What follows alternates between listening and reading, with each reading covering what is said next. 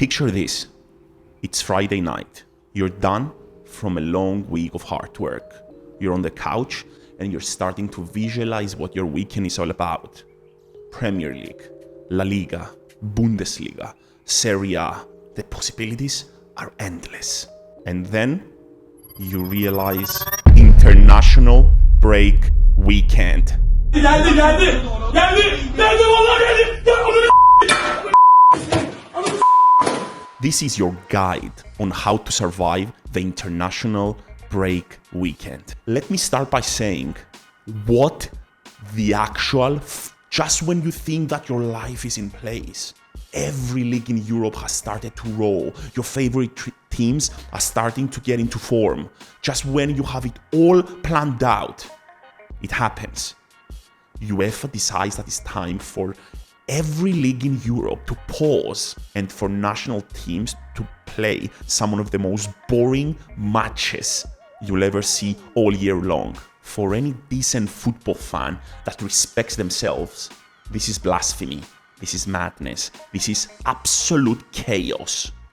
What are you going to do with your weekend without any football matches taking place? It reminds me of that scene from Friends when Joey asks, if you don't have a TV, where is all your furniture pointed at? That's exactly what having no matches feels like.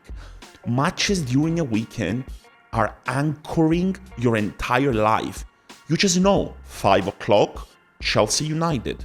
9 o'clock, Real Madrid, Barcelona. You just know how to plan your day. Your life has meaning based on the schedule. You know when to check scores. Everything is planned out in your head. Without it, you're in limbo. You're in absolute chaos. Let's start our guide on how to survive this treacherous event by tip number 1. You have all the time in the world to deal with your fantasy team. Yeah, if you have a fantasy team, international break weekend is a perfect time to sit down, look at all the stats, look at how your team has performed, check the schedule of the upcoming matches, and try to put together the best team to represent you in your league. Fantasy football is a serious affair. It's about pride. It's about pedigree. It's about proving to people that you know what you're doing. And with work, with social life obligations, sometimes weekend comes over and you're not ready. You haven't had the time to prepare your team.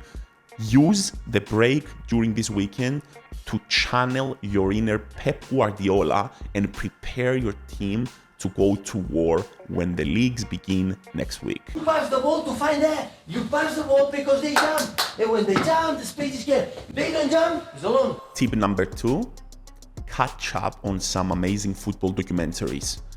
If you check the catalog on Netflix or Amazon Prime, there's some absolute bangers when it comes to the world of football.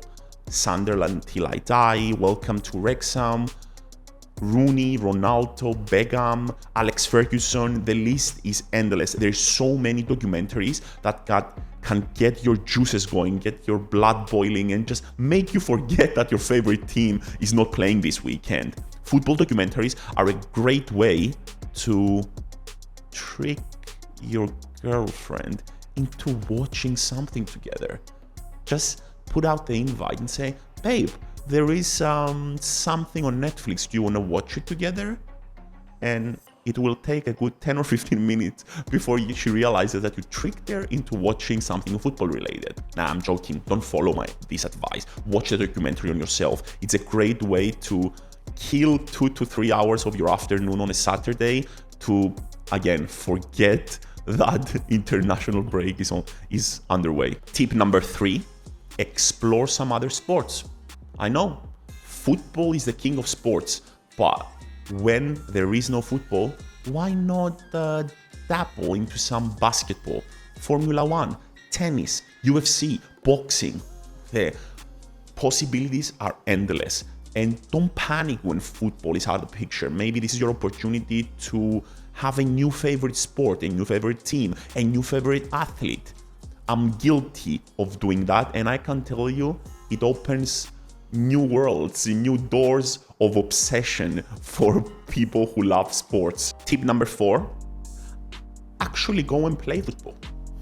Why look at Cristiano Ronaldo? Why watch Lionel Messi play and not try to be like them with your friends? Arrange a friendly match, get the lads together, get the boys, make a day out of it. Meet beforehand at your house, get ready, go play, have fun, and then have dinner back home. It's not all doom and gloom if your favorite team is not playing. This time, lace them up and try to remember the old days when you thought that you were actually going to become a football player.